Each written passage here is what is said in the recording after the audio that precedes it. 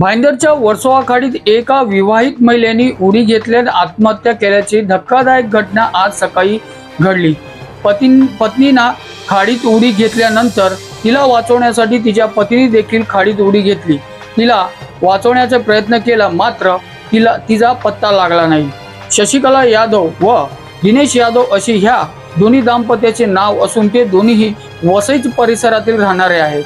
दोघांची खाडीत उडी घेतल्यानंतर महामार्गावर जाणारे नागरिकांना पाहिल्यानंतर त्याची माहिती पोलिसांना दिली। त्यानंतर पोलिसांनी तात्काळ घटनास्थळी पोहोचून बचाव कार्य सुरू केला। घरगुती कौटुंबिक वादातून हे पाऊल उचलल्याचे प्राथमिक माहिती समोर येत आहे।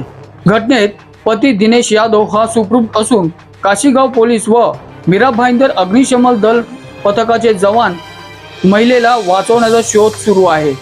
Bureau report, news junction TV, Bhayandar.